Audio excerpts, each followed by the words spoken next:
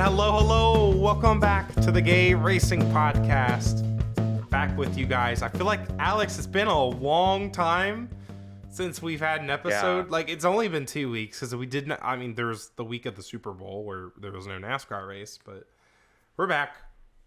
Better than ever. We're here. Here to talk about the 66th annual Daytona 500. William Byron, the new champion. Go into the race itself, everything, the finish, how was Fox. We're gonna get into some little bit of tea with all of Speed Weeks, whatever it's called now. I don't even know what it's called now. Yeah, singular, not plural, Speed Week. And how a complete disaster every single other race was this weekend. We're gonna talk about that. And yeah, and then we have a little bit extra tea too. But yeah, I mean, the Daytona 500, biggest race of the year for NASCAR, and William Byron wins the Daytona 500. Congratulations, I guess. Yeah. Yay. Congrats, William. He trips into he accidentally wins another race. Like that's kind of harsh, but like yeah. To be fair. So yeah. Yeah. Go ahead. I don't think this is an upset winner like the past 3 years have been, right? Because we had Cindric, McDowell, and Stenhouse. And sure, William Byron, he wasn't really like a factor in this race throughout the entire event. But he's not really an upset. He's not a surprise winner like I could have seen. I mean, he drives for Hendrick Motorsports. But as he did, just like he has many times before now, kind of tripped and fell, and this race just kind of fell into his lap. We've seen this happen so many times now with him, and I guess that's part of being in the right place at the right time. But I don't know, we're going to talk about the race as a whole, but this was a very deflating finish, just like last year was, to an overall really good Daytona 500. Yeah, and second year in a row that's like happened. It's just like a really good race, and whatever happens in the race almost feels like it doesn't matter because something just happens at the end, and it just kind of ruins it. Yeah, and I don't think William Byron helps that by any means. Weirdly because enough. He's not really a fan favorite by any means. Like I think a lot of Jeff Gordon fans maybe like him because he drives 24. Yeah. He's drives for Hendrick. Fans but it's like this isn't going to do anything for NASCAR, and that's not to say over half the field winning would do anything for NASCAR either. Yeah. But it's just kind of like, okay. And this is no offense to William Byron because also he is a super speedway star. This is his 4th super speedway win since 2020. That might be the most out of anybody. Actually, if you get, and then that's counting Atlanta, of course, because 2 of those. I mean, he has half the wins at the Atlanta Super Speedway. I mean, he's won 2. Yeah. So, does anyone else have 4 Super Speedway wins since 2020? I don't know. That's why it's like I don't think it's fair for people to even like call this say it's undeserved. And if you look lately, I mean, you can call this a crapshoot, and we'll get into like the big wreck. But like at the end of the day, talented super speedway drivers are winning these races. There's a reason Martin Truex Jr. was nowhere to be seen, by the way, like in a shot to win this race, like drivers like that. By the way, yeah, I think Ryan Blaney might be close. I don't know if he has as many as Byron does on super speedways, but Blaney's definitely up there, at least. I counted 2. No, Daytona, July. I forgot one. He's close then. You're right. He's close. But yeah, it's a great point. And when you said that before we recorded, I'm like, that doesn't sound right. But it's true when you count Atlanta. Yeah, which you should. It's remarkable. But I mean, if you're going to fall into wins, I mean, super speedway races, that's a great way to do it. We say he falls into wins, but man, he's fallen into a lot of, he must be really lucky. Obviously, he puts himself in position to do this. He did the same thing last night, right? We'll get into the wreck, the late crash that kind of Bowman and Byron caused. Or I guess, are we getting to that now? Because, like, to me, it's a non-issue. It is what it is. I mean, That's just Yeah. how this racing is. You have to bump. You have to push to go faster, and that's the weird part of this racing. One of the weird parts of this racing, you know? I mean, hell, at one point in the race, they're going 170 miles per hour on the track, saving fuel, doing pace Yeah. laps. Like, what? But the so the crash that was triggered by Bowman and Byron, I think that's just a super speedway It is. thing. I don't think you can't get mad at someone for causing a wreck on these. I mean, a few years ago when they were wrecking like every 5 laps, or as they do in Xfinity Truck and ARCA, then you can probably get mad at people. With this cup race, they ran clean pretty much the entire time, and we're It going to was get really into more of impressive. that. But you're going for the Daytona 500 win. You're going to make these aggressive moves. I don't blame them for what happened at the end of this race. And yeah, sure, that put them in the 1-2 position to get the Daytona 500 win for Hendrick Motorsports, but that's just how it is sometimes. People just like to hate Hendrick. Yeah. I mean, Like, that's just how it is. People just hate Hendrick. yeah, Which sports.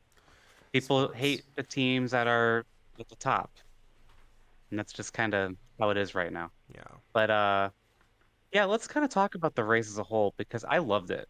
This was a outstanding race, I thought. And I'm gonna sound like if you listen to our episode of the 500 last year, I'm gonna be saying the same things I said last year because this is a great race.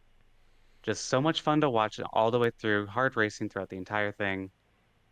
But then it's the finish, the last little bit that just kind of not tarnishes it, but just kind of It pooped my dampens the mood. pants. Exactly. It pooped my Yes. pants. Like, I was having a great time. And the race was flying by. I was having a good time. Well, I mean, we were seeing the veterans like, you know, Kyle Busch, Brad Keselowski, and Joey Logano led the most laps. I mean, seeing those guys all like up there, I mean, they were making so many crazy moves during like the merge from after pit stops. Hmm. It was so cool seeing them up front and seeing them battle, but then, of course, huge wreck. And Yeah. I understand it going back to, you know, why you want to direct your anger to the Hendrick cars. But I mean, again, that's just how super speedway racing is. It's the unfortunate part of it because, I mean, they're all packed up and one little mistake is going to take out 30 cars. But you have Yep. to bump. You have to bump and put yourself at risk or put other cars at risk to go fast and to win. And, you know, we've talked very positive about this generation of super speedway racing, you know, Hmm. but this race, it's the Daytona 500 specifically, because I feel like Talladega always plays different. This race with what's on the line, the prestige, always seems to have the ending just kind of ripped away from it. Yeah. And Zach, we haven't had a Daytona 500 finish under green, excluding overtime green flag finishes since 2017. Yeah. Like it's been a long time. And that is important, I think, for a race's integrity because if it just ends in a wreck every year, then it's just like, well, like why don't they just cruise around and wait till, you know, the last lap and just wait, you know, like what else really matters? And we didn't see them race like that, obviously. Like this was a great race all around and these wrecks are part of it, but it is still frustrating because like that's what most people are gonna be talking about and Seeing remembering. It's just like they don't remember most people probably will not remember the positives of this race just because of how this ended. who tweeted, someone tweeted this. It's like in the Super Bowl in the fourth quarter, like someone takes a golf cart and takes out half the players. Yeah. That's what it felt like. Yeah. Like no one wanted to see Logano or Keselowski in the garage with 10 to go. Well, and this crash, Zach, it really pulled all the wind out of the sails because you had so many storylines going. Logano going for his second. Brad Keselowski finally going to possibly get his first. I thought Brad Keselowski was going to win this race until the crash happened. Denny, remember when Denny just Denny like popped Hamlin, up in the lead after running in the back like all day? I was like, Denny did it again. He played this perfectly. He's here. I was like, it's like, oh my God, it was so cool. But then none of it matters. Oh, Yeah. Like it's just like we had so many different storylines going on. And by the way, Kyle Busch, Fox set it up throughout the race. Kyle Busch, this was 20th That attempt was at the cringe. No, Daytona this was 500, cringe. 19th actual race. I know that it would have been cringe if he won in the call. I know, I get it. But look, like they were really setting it up, and I was like getting kind of excited because of how they were building that up. And then Kyle has that left front tire issue. They didn't get the tire tight enough. And it was just like, oh my gosh, it's just the end of his race. But then he gets back out, stays on lead lap, gets back out there, and then he comes back up to the front. Like that was such a compelling storyline. I don't know where he went because he like kind of just disappeared.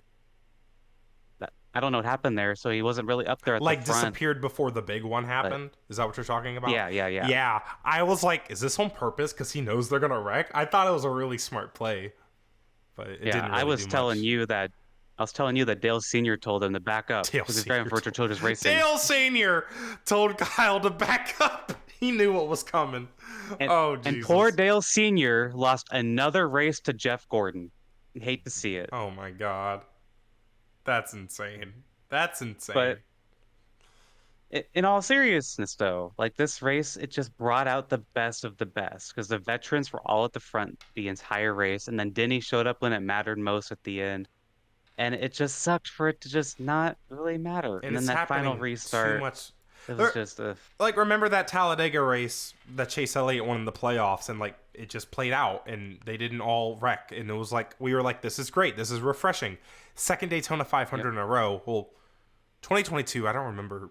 I feel like 2022 still had some really big players there at the end, like Blaney and Bubba and stuff. But here it was what the Hendrick cars, Ross. Watching Ross kind of fight for the win was cool, and what Corey LaJoy. And I'm not trying to disrespect Corey LaJoy, but I am trying to disrespect Corey LaJoy because he just ran someone down the straightaway, turning them. Like, sorry, like. right. Can we talk about the finish now? I know we're kind of skipping around, but can we talk about the finish? Yeah, we touched on it, so yeah, let's talk Like, about it. the thing with Corey LaJoy and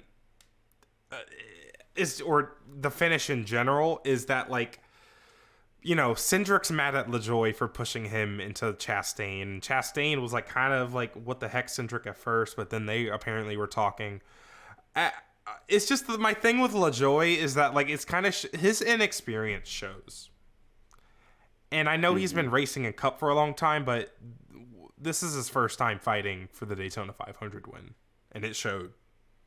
Sorry, that's just my opinion. He ran Cindric over for no reason, and Right. then we had to have all that drama about the caution lights, and it was so silly. Well, let's talk about that because there was a large group of people on Twitter, and I assume Reddit. I haven't been on Reddit, but I would assume so, that Alex Bowman actually won the race, and because there was an onboard camera of Bowman's car, and the lights don't come on until Bowman appears to be ahead of Byron. Even though And you can't this was see all over my Byron's Twitter car at timeline. all. You have no idea where Byron is in the And screen. look, I don't think, listen, there's a picture that NASCAR posted that was like, hey, this is when the caution came out. Byron is very clearly ahead, right? But also, I don't think NASCAR would, take it lightly and they would make sure they make the right call Oh, yeah. here. Like, they took not a few minutes, but a few moments to really evaluate all the footage that they had. And they had that They shot took the that same Fox amount would of not show time for some that reason. they did last But year, I think, was calling Stenhouse the winner. yeah, and that's fine. But like, I think a lot of people's anger on this issue should go more to Fox because they were not showing other angles. They were not showing the overhead and when caution came out, when the lights came on.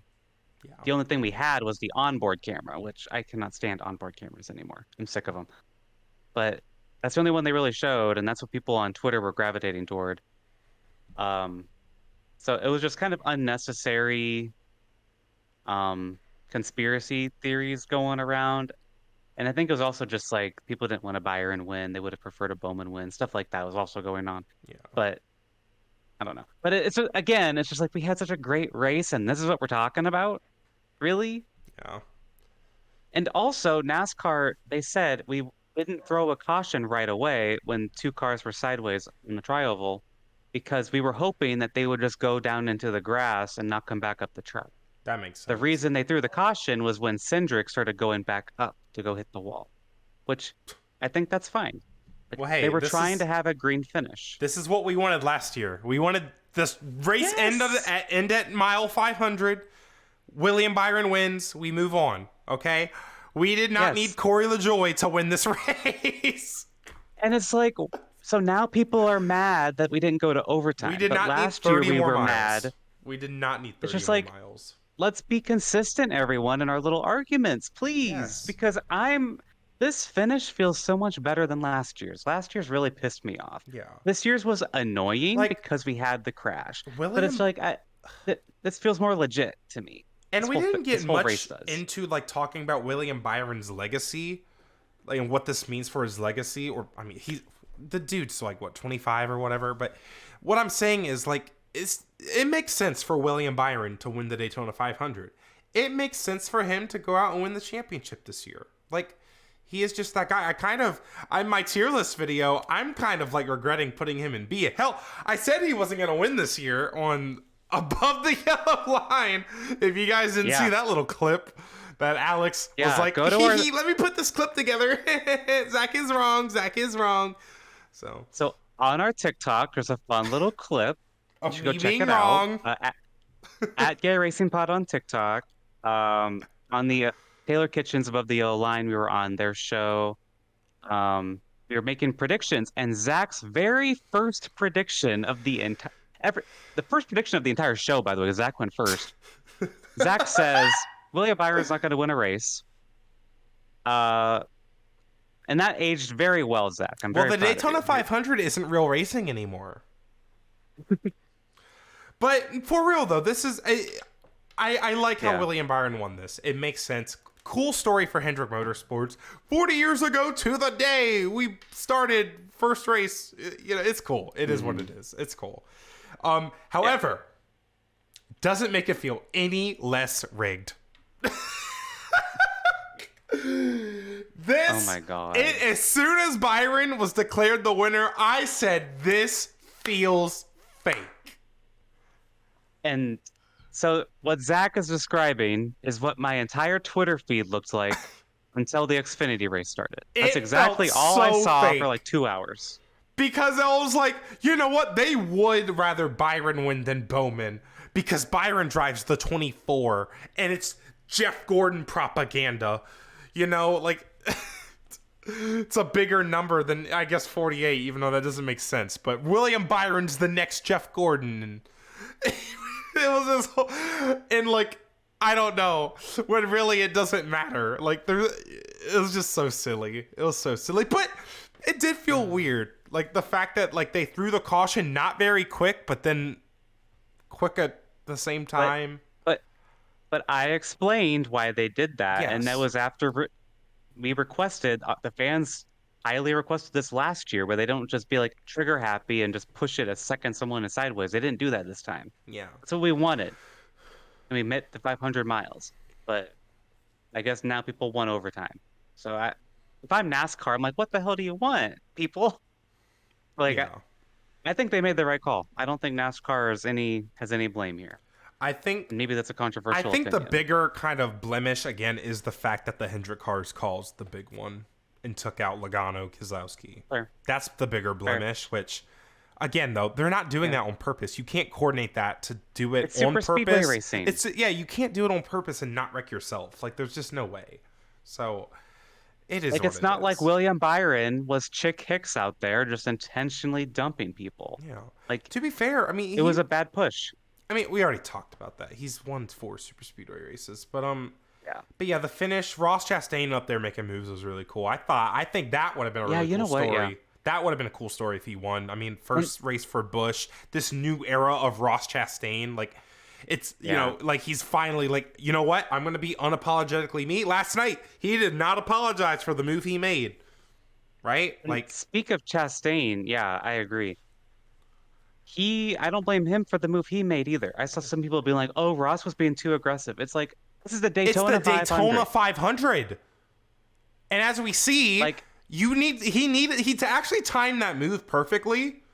to He be did. honest. Yeah. Because if they started wrecking behind him, he's going to make that move and he'll be in the lead right when the caution He comes would have out. won. Yeah. Yep. So, look, if that's the Ross Chastain we're gonna get this year, he's gonna be a I'm contender excited. again. Because, like, wow, like he wasn't really a factor much of the race either. Kind of like Yeah. Denny Hamlin waited till the end. So Chastain, like, I was really impressed with him, and that would have been a cool win as well, but didn't happen. It would have But been a yeah, good story for NASCAR, but yeah. It's yeah. again, Um, sports, they're not about we have to get boring stories, and this is kind of my point with the whole Byron thing. We have to get kind of like these meh boring stories for the good stories to feel better. very true. Because if you had a good feel-good story every week, We it's not can't gonna we can't hit. have our cake every night. We can't have cake every night. Right. So, I want to mention a few other notes here because we're talking about how much we really like this race. Uh, this was the fewest number of cautions in the Daytona 500 since 2004. In 2004, there were four, and this year we had five, and that includes the stage the two cautions. stage cautions, yeah. So, only 3 I legit mean, cautions and yeah, I mean, good. that felt great. Like, I love this race Especially so with much. the It other feels 3 great. races this weekend. I mean, the Cup guys Yeah. really do a good job showing. And I know the next gen cars are different, but at the same time, the Hendrick guy showed how easy it is to wreck these cars. I mean, Hmm. you know, the Cup guys showed us, and they gave me kind of faith back on that these guys are professionals. They know what they're doing. They are the best, Hmm. some of the best race car drivers in the world. And yeah, I mean, and then, you know, the Xfinity and Trucks and Arca, we'll get into that later, but it was just refreshing. It was just very refreshing to see that. Definitely. And at least, like, we only had, like, one big wreck. Kind of. Right. And it goes back to we talked about this last year or the year before. It's like now that the big one that actually is a thing. It's not the big six because we're having six big ones. Yeah. It's like it actually felt like, hey, there's actually a big wreck, you know. So Yeah, felt good. kind of, yeah. I also want to talk about the timing of the crash was rough, but yeah, we've talked about it. Also want to talk about the fuel strategy in this race Yeah. because of the stages. I was so intrigued. I really enjoyed this actually. I had a lot of fun watching it. It's just very different. We haven't really seen something like this in at least a very long time. Because you had like three guys stay out at one point and they were just kind of holding up the whole pack because they were saving so much fuel. It it was just so fascinating to me. Like a single car was faster than the pack by You several could seconds. visibly see how slow the pack was going. It was You so could. weird. Like, when I looked at Hamlin's onboard, I'm like, 170 miles per hour. That's not right. That doesn't look right. But no, it Hmm. was legit because the guys that were out front had to save more fuel because they stayed out. But then what was funny is that, like, they were like, wait a minute, we're still gonna have to pit, so we should just gas it. Because by them slowing down, everyone else can just save fuel. I thought that whole thing was really interesting, but it was also really dumb at the Yeah. same time. Some of the teams were making some weird calls, like the Penske guys. Remember, they did something really weird in stage one, where like they pitted Yeah. to help Blaney, but then they didn't actually help Blaney when they were leaving pit road. They just ran off and Right. like, I don't know. That was weird. But it made the race interesting. I thought the battles for the stage wins were really good, especially because they didn't wreck for them. Like, they Hmm. didn't wreck for the stages. Like, that's when stage racing gets stupid at plate tracks. But Right. yeah, like, I thought stage racing made this race better, and that's wild for me to say. Yeah. But I don't hate stage racing, and it especially makes me feel No. better if those guys that did get wrecked out, they probably were up there getting some stage points. I don't know for Well, sure. I don't and remember. and also one of the stages when Blaney made that big move on Cindric, and because he was Yeah, done helping his teammates, he that makes set that up a big move and gets the storyline. stage win. That set up a storyline. Like, and also that's a playoff point. Yeah, That's those are very, very important later in the season. they were And that cooking with stage could racing. be They a factor. cooked. They cooked. I'm Like sorry. They cooked. it's It's grown on me. It's Like I grown don't on hate it. me. Like I think sometimes you don't need the caution, but like Yeah. it's a really nice concept, I think. But yeah, solid race. Daytona 500. Yeah. I Well, can feel yes. the prestige coming back, but it's the end of these races Ugh. that are still so frustrating. There's So just something close. missing still. And I remember Alex. Alex is insane. I don't know if y'all knew this. He said the Southern 500 should be our championship race, and I said you are literally insane. Like So I'm checking you into a mental hospital. Like I'm I said this on Super Bowl Sunday because the hype around the Super Bowl was so crazy, and I live in Kansas City. Is hyped about it, right? Um, but it was just like your biggest race should be your finale. And I don't want the Daytona 500 being the finale, right? So Southern 500 to me is like the actual biggest race, or should be the biggest race in NASCAR. So I said that, but you pointed out to me, well, if like, well, what if Eric Jones wins and it's not going to be like yeah, it just doesn't work like that in the action? NASCAR. It's just not going to be the same. So I'm like, yeah, you're Well, right. Like because I was kind of remember, caught up in the moment of the Super Bowl when in I said racing that. But it's yeah, different because events can stand out on their own, but in a 1v1 right. sport, it's Because just all about the championship anyways. Like Because the Indy 500 doesn't need to be championship race. I don't think it should exactly. be It's just either. a racing thing. So But I don't know. back to the point though about It was like, just a thought. this is the biggest prize in NASCAR, right? Hmm. And, so ideally the most skilled drivers are winning this every single year, like the 600, like the Brickyard 400, like the Southern 500. And, you know, it is the case that kind of happens, but super speedway racing is so different than what NASCAR normally is, even though the casual perception of NASCAR is super speedway racing, a bunch of cars flying around in a pack. It is. That's what the casual perception of NASCAR is. And it's just I still think with this, I don't know if it's because of the package, but I just feel like there could be a balance. Like I love what we see at Atlanta right now. I feel like it gets so spread out. You can see guys make their own independent moves without help, but the draft is still important. I love seeing stuff like Yeah. that, where here it's just like yesterday we had a lot of gridlocked pack racing, and that's not what I want. Because that just means more wrecks. There's less room for drivers to make moves. And then again, we had that big wreck. There's just something missing from it still that I would like to see changed. But I don't want to necessarily go back to the Gen 6 era of plate racing because they still wrecked a lot then anyways. No. So it's not like that really is going to solve anything. I don't know. It might just be how racing is today. I mean, again, we saw the truck race. Like, it's just, I don't know. Yeah. No, I agree. Let's talk about Fox, because you and I have talked about Fox Sports a lot. This was Kevin Harvick's debut weekend in the booth, full time. I guess the clash happened, but Harvick was really, really good in my opinion. Oh yeah. He was He so really smart. compliments Clint Boyer, and there were several times in this race, and I'll mention there was one time the pack was coming up on a lap car. And Harvick explained, well, the bottom lane, I don't know what they're going to do because his lap car is coming up and they're going to catch it at a bad spot. And I forget exactly what Harvick said, but whatever he said, the exact thing happened, like literally 5 seconds later. It's like he knows his stuff. And I felt like I was actually being informed and gaining knowledge from a Fox Sports broadcast. I don't think I've been able to say that for at least almost a decade. And that's because something of Kevin Harvick. Clint can't do because, well, he can, I guess. But, like, there's, like, those little things about the next-gen super speedway racing, like the fuel saving, for example, that Clint never experienced. That's why it's so valuable to have Kevin, because he's one of the few, retired drivers now that actually raced in the next-gen car full-time, right? And that's why Kevin Harvick pushed his retirement back, because he wanted to get experience in the Gen 7 car. And that's so cool. I mean, he didn't have to do that.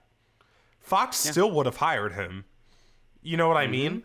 I just think that's cool that he did that in the first place. And, I mean, yeah, but I don't have much to say about Kevin. which is a good thing. I kind of said that at the Clash, like when you asked me. Yeah.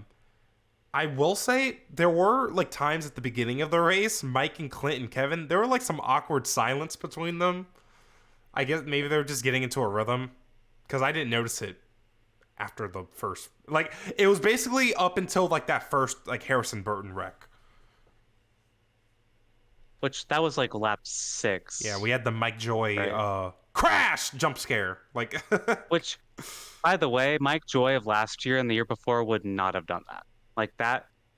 This was probably the most energy Mike Joy has had for a Fox race in quite a I while. guess so.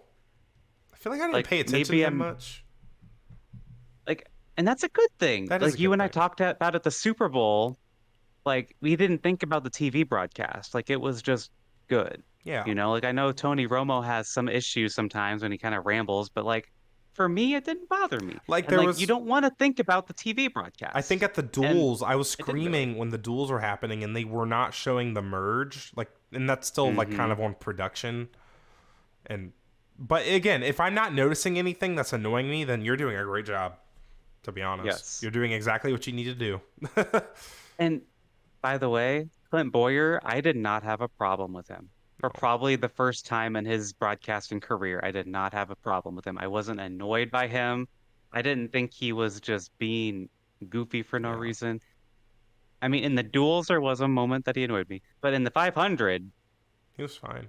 I think it's good. Like I didn't really think about the booth, which like that's how I want it to be, Yeah. right?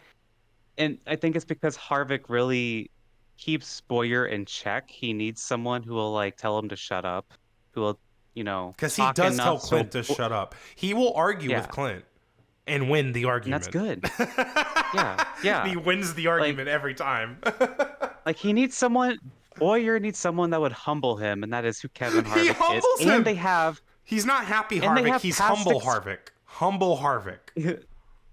and they have the past chemistry of working together at Richard Childress Racing and Stuart Haas That's so Racing. cool. So there's already a relationship there. That is so cool. Excited to see how they work rest of the season for the Fox portion. But yeah, you mentioned it also. Production is still bad. Fox.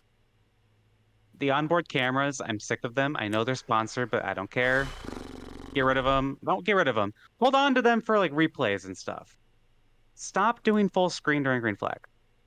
It's awful. It's not beneficial. We can't see anything. I'm tired of onboards too. I used to Yeah. criticize you on that take, but now I'm like, no, this is annoying. This We is can't so see annoying. anything. I still think it's better in IndyCar on like street courses and road courses. Well, really, honestly, Yeah. IndyCar track because they're not in a pack. But If you're going to do an onboard, do dual cameras. Show the cars like from an aerial and yeah, then do the onboard like on the side or something. right, Don't make exactly. it the full screen. Because you can't see anything. It, Like you feel like you're missing something. yeah, And not to I don't know. mention the full screen advertisements that were like, or not the full screen, the in like we still had the race broadcast. It wasn't side by side. It was like a in race advertisement, like Wendy's, brought to you Yeah. by Wendy's, and it was showing a skit with like Josh Sims and Jamie Little, and it was very cringe. And it was Clint Boyer and DJ Khaled. That was so cringe, by the way. Yeah. Oh, that was That is bad. pre-race. That should be pre-race stuff only. Even then, it's just like, why are you doing this? But I know Wendy's paid a lot of money for it, but man, if and it was like anything, with Wendy's 40 to probably go. detracted people. Wendy's probably detracted people from going there because they piss people off. Yeah. That's not good marketing, I don't think. It Like that was was just kind of messy. it was way too late in the race for that. Like we were so focused. Like that was when Denny was like in the lead and like fighting Yeah. for it and But stuff. you know how does Toyota All In or whatever, and they sponsor a segment of the Yeah. race. Their logo's always on screen where there's just no ads. They like pay for a whole ad break, basically, is what it is. If Wendy's did that, people would probably be more receptive toward them. Be like, oh, cool, thank you for sponsoring this part of the race. I Like, like that. That's cool I don't know. when they Yeah, do that. like It gets a little I don't annoying know. because then again they hog the I don't onboards I don't want to see Jamie Little playing mini golf, okay? During during the Daytona the 500. Daytona I 500. don't care. Yeah, like I it's don't ridiculous. care. Yeah. I don't know. Flop of the week to that specifically, because that was That's probably one the of the worst part of the flops. Fox broadcast. That's one of the Yeah. flops. Shall we get into a whole bunch of flops? Jesus Because we're gonna Lord. get into the T, Let's get Arca, into it. Truck, Xfinity. We're handing out three Listen, flops of the week to all three of them. all three. If you have a license in any of those series and was racing this weekend, flop. I listen. That was embarrassing, and we cannot do that. We cannot tear up all of these cars for no reason with all these basically kids. Like, like Arca made it how many laps? 4? I don't even know. Also, well, to be fair, let me not talk about Arca too much because I didn't even watch the Arca race because I knew better. I didn't either. Trucks, I went to bed. I barely watched trucks because they ran what 30% of the, or was it 50%? Didn't they run over half the race under caution? It was over half. Jesus Christ! Like, we can't do that, and I don't know what it is. Like, I remember Todd Bodine said on like in the Charlotte studio, like, these guys don't need to bump draft. It's just causing wrecks. When you're in the middle of the pack, bumping is not going to make your line move up that much.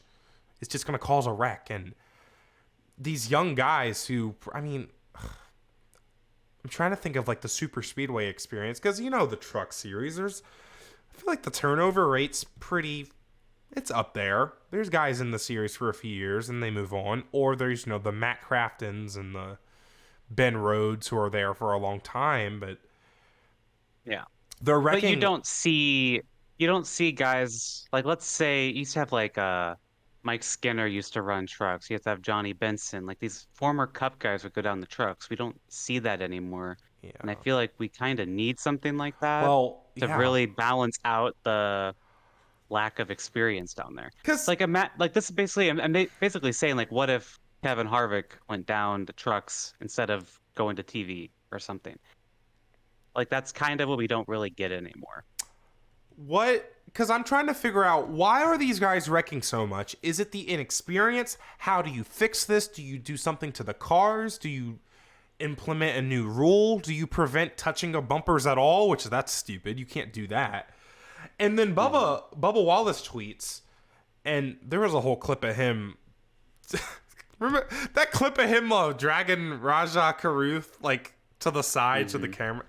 Everyone was getting up in arms about that. That was funny. But Bubba tweets that, what did he tweet? That, you know, how Cup regulars used to actually be in these Xfinity and truck races, and they were kind of used to correct younger drivers. Because if you did something that wrecked somebody, well, it could have been a Cup driver, number one, but it could have caused something that got a Cup driver involved, and that Cup driver is going to come up to you and tell you to stop doing that because that's ridiculous. And, you know, if you're who was in the truck race, if you're like a Nick Sanchez, whatever, he won the race. If you're a Nick Sanchez and you're still young, you're still in college or whatever, and Kevin Harvick comes and tells you, hey, you need to stop because you just wrecked my car. You're going to listen to him. You're going to, because you respect him, right? Mm-hmm. So I wonder, like, is that the solution? Do we need bushwhackers back? Because, hey, Xfinity was not that much better. They had like 10 cautions. No. They were wrecking so much before stage 2 ended. Because I went to bed around that. I did not stay up for it because I knew they were just going to keep wrecking. We can't do this. I don't know. It's to the point where I don't really want to have super speedway racing really at all with the trucks, and maybe just like once or twice with Xfinity. I don't know who tweeted it, but someone was talking about the truck race specifically, maybe even Arca, that was like, we don't need this Daytona race broadcasted on like a major network because these are all young kids trying to figure this out. But these races used to not be this bad, Arca and truck. It used to not be this bad. There's still a problem. It's because right now it's bad. And maybe, well, hey, I mean, to be fair, the Arca race was being run at like midnight because of the schedule changes, which I guess we'll bring up in a minute. But an Xfinity was being run after the Daytona 500. But Maybe they're tired. Maybe they're tired and they're ready to go to sleep, and that's why they keep wrecking everybody. And they're ready. They're ready to go home. Night. They're ready to go home. So like, well, let me just wreck myself out now. Jesus. Yeah. Like it's just so. Yeah, and we have a point here. Like, is this going to go into the Cup Series someday? These are our future potential Cup guys, and we've talked about this a lot. I mean, when it comes to Xfinity, because we've seen Ty Gibbs and Noah Gragson be very aggressive, and I think you'd even throw in like Austin Cindric's early days because he was very, very aggressive when he first started out. But it's just like, sure, Cindric's mellowed out, and Gragson and Gibbs still have their moments, but like, we're gonna get more drivers who are like that. It's like, are we going to see this kind of racing in Cup one day? And it is a scary thought. So yeah, they really do need to. Well, I think Gibbs has matured. Something. I think the Cup guys we gotta see what happens with like Hocevar and stuff, but they give me enough faith to where so far for now. But it's like, But Zach, it's because like Denny Hamlin's going to probably retire within the next 5-6 years.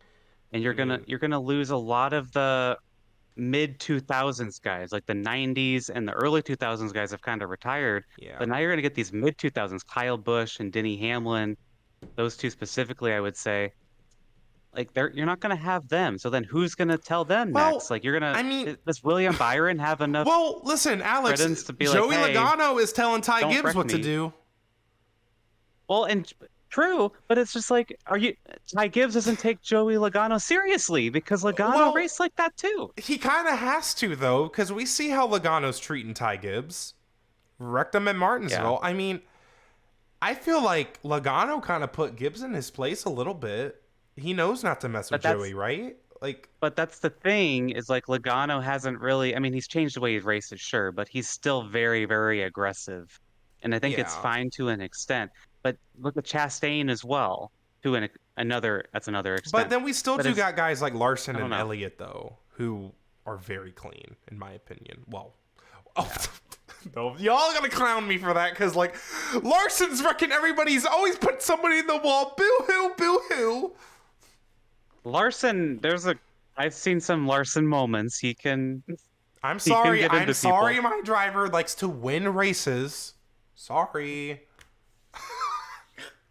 What did he do last that got people mad? Wasn't that a hit Blaney in pit road? Is that it? I don't know. I don't remember. Put somebody in the wall. I don't know. But it's definitely a conversation that we'll be having over the next few years. Yeah, we'll see how this develops. But yeah, those were awful. But then another thing here is that the ARCA race was moved early, similar to the Clash. Yeah, and I like this call because there was rain forecasted for Saturday. It was going to run before the Xfinity race. It didn't look good, so they were like, "Well, we're going to move ARCA." It's like, who's got big plans to go to ARCA on Saturday? You know, like you could easily just adjust for that. To be fair, they had. You're not going to be devastated over missing ARCA. And it's a good thing they did that, because if they didn't do that, when would they have gotten that ARCA race in? There would have been a race today. Or actually, I guess maybe ARCA before the 500 somehow. I don't know. Like, when do you get it in? Like, so good. Well, that's the thing. Xfinity was supposed to be before the 500, but they pushed it back because it rained like an hour or two longer than expected. Yeah. So that's why that's why I really like how they're still experimenting with moving races up early, even though, again, that's just ARCA. Like, that's not even as consequential as the Clash, but Xfinity, the thing about the Xfinity scheduling is that they were able to squeeze in qualifying, but a weird part of me was like, what if they tried to squeeze in the race in that window instead? Mm-hmm. But then it's unfair to like all the teams that were trying to qualify their way in, right? And I don't want to. I recall Natalie Decker qualified in, but she would have not qualified. Yeah. If they didn't do that, and she let some laps in the race. Like, that would be kind of dumb. Definitely been a factor. That would be kind of dumb if they cancel qualifying to do the race instead. But then they wouldn't have had to have an Xfinity race at midnight last night, or have it end at midnight or whenever it ended, right? Right. So it's a weird kind of. I'm curious to see anything else they do. The reason I wanted to bring this up is, are they going to continue to do weird things with scheduling to combat rain. Because, I mean, we're 2 for 2 with rainouts or rain-affected races so far. So I don't know. I don't know if it's global warming and climate change or whatever it is, but rain is finding where NASCAR is, and we got to do what we can to combat it because we don't have a lot of options. Tires don't really work. Yeah. Apparently, they're not even doing like rain tires or they're not doing wet weather. I don't know. I heard something and it didn't really make sense. Never mind. I thought that was just for the Clash. I'm not for 100% maybe sure though on that. But so one more thing of tea, and then we'll get into fantasy. Honda is in quote active talks in quote about the possibility of joining NASCAR as a fourth manufacturer. And this is from Adam Stern of the Sports Business Journal. And Steve O'Donnell said that negotiations to add a fourth manufacturer are quote heating up. I don't know if we've seen direct quotes saying that it's Honda or reports instead of quotes, but that'd be huge. That'd be a huge development if Honda were to come in. I'm curious what team they would go with. I'm assuming Tony Stewart, unless he sits on his ass again, Honda like he did with Kyle Hendrick. Busch and Kyle Larson and Honda Hendrick. No. Honda Hendrick. No, they're so loyal to Chevrolet. I mean, they've been with Chevrolet for all 40 years. So. I wonder if it won't be Andretti. If and when they take over Spire, because that's the groundwork's already there. That would be good. All those Chevrolet or Ford teams that don't really have good access to like the top tier stuff. That would kind of like when Toyota started and they got Michael Waltrip Racing and like Red Bull, and that was it. I think for their first year. Yeah, like they could get like a Spire. They could get maybe Stewart Haas. Maybe I don't know if Tony would do it. I think SHR has been so hesitant, like I said, to get Kyle Busch. I mean, I know Tony tried getting Larson, but I think they're too hesitant to do anything crazy like that. I think they're probably just going to go back to Chevrolet next year instead of, You think they're going to leave trying Ford? to do something bold? Well, I guess. Yeah.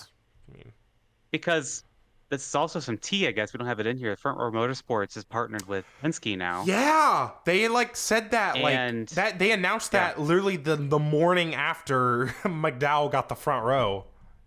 Yeah, and Ford now considers Front Row to be a Tier 1 Ford team. With like what? So who's Penske, not a Tier 1 Ford team anymore? So what? Who's Penske? RFK's Tier 1, right? I assume. I would assume. I mean, RFK. it's Roush Yates engines, so I assume. And, yeah.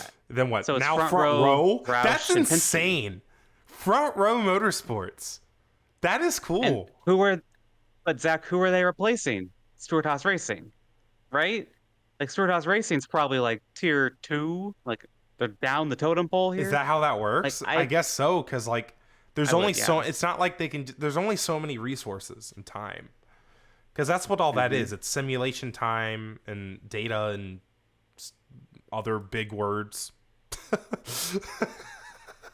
Other big words that gay people don't understand. Exactly. So Harrison Burton and Todd Gilliland are now teammates, and that's the most important part of this this development. They're pseudo teammates. Austin Cindric, Harrison Burton, and Todd Gilliland are all pseudo teammates.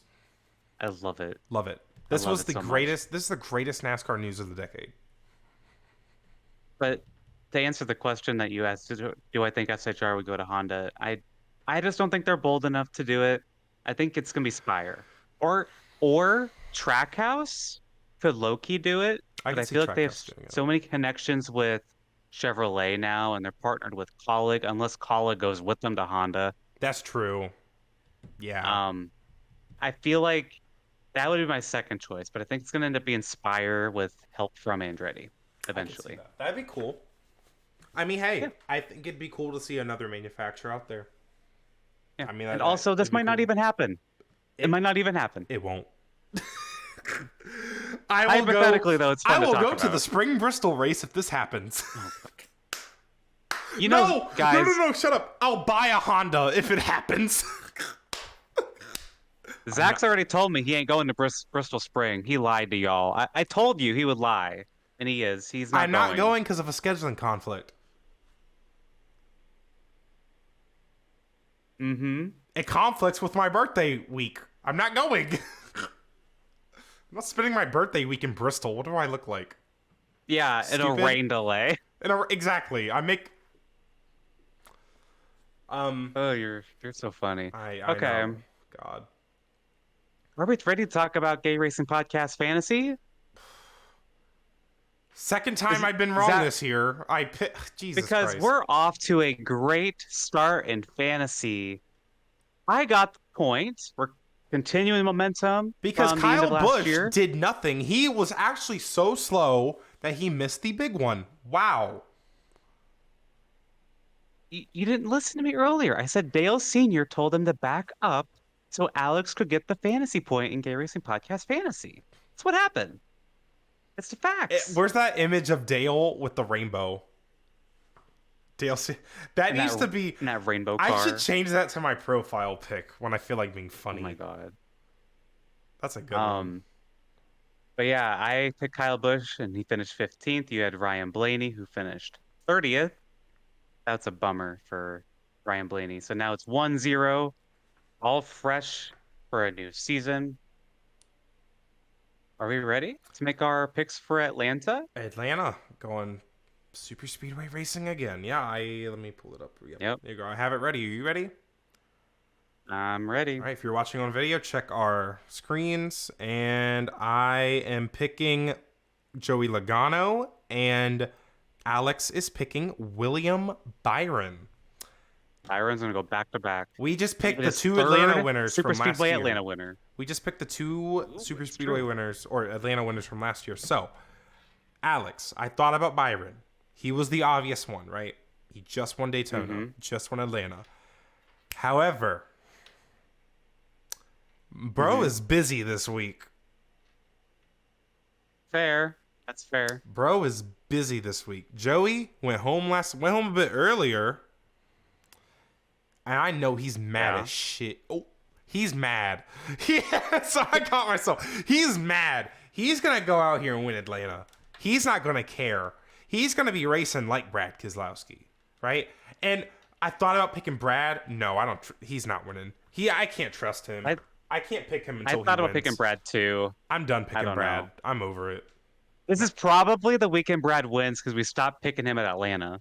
This is probably when it's going to happen. Yeah. But yeah, for real, I'm not sold on Byron right now. Well, I'm not. I am sold on him, but not for this week because he's going to be tired. He's hungover today in New York. I'm not picking him. He's busy. So, but he could. Yeah. That's fair point. Fair argument there. Yeah, he could. I mean, he did. But yeah. Twice at Atlanta. But yeah, that's going to be a good race. Hendricks won 3 of the 4 Atlanta Super Speedway races. So true. We'll see. Maybe Bowman could go back out here, get a win, get a nice points lead. How are we feeling about 2 Super Speedway races back to back? It reminds me. Remember in 2019 when we got the new Aero package, and we thought Atlanta would have pack racing right after Daytona, and then it didn't. Yeah. It kind of reminds me of that, but now it's the alternate timeline where it did have pack racing. Right. I think I'm excited to see what it races like because I thought the summer race there it's probably one of my top 5 races of 2023. Like that was a good race. And it wasn't just because of the rain, the way the track was, the fact that it was like a early 2000s plate race. It was good. And I think it will be refreshing after what we just saw at Daytona. I mean, we had both races there last year were really good. They didn't wreck too much. So maybe if the track got a little bit more worn out, we'll see again Logano and Keselowski and maybe Hamlin and Blaney up there battling for the win. That's my hope. And Byron's a super speedway star now. Let's put his name in there. So, I think we're going to have a good race. Are trucks and or Xfinity? I know Xfinity's probably racing. Hopefully trucks is not racing. They are both. They're going to go bankrupt. They're going to go bankrupt. What are they doing? Probably, man. They're going to... Trucks is there. They're going to have no cars left in the shop. Yeah. They're going to be racing go-karts at Las Vegas because they won't have a real car left. Go-kart. Oh my God. Man. There's going to be literally... The NASCAR Craftsman Go-Kart Series from Las Vegas. They're going to need some Craftsman tools. They should use that in marketing. We wreck so much that, man, we just sell so many Craftsman tools to these teams because they just keep wrecking. They just keep wrecking. I love it. We wreck as fast as Xfinity 10. Larry, did you watch Xfinity qualifying when he was trying to say? I did not know what he said. You know how drivers get paid? If they say our car is as fast as Xfinity 10G internet, they get paid every time, right? Mm-hmm. Apparently, I didn't know that until like a year ago. But Larry said, well, do I get paid if I say that we're as fast as Xfinity 5G? He said 5G. Oh, he's so fun. And I love Larry Mack. Adam Alexander corrected him like the next two sentences. Like, Larry, you're still stuck on 5Gs. Like, it was really funny. Because Larry... I love Larry so much. Well, did you know that Larry... Him trying to put Apple Pay on Corey LaJoie's QR code on his fire suit. I love Larry Mack so much. Well, did you know that Larry was supposed to crew chief? I did. Who is it? Was it Jordan Anderson? It was Jordan Anderson.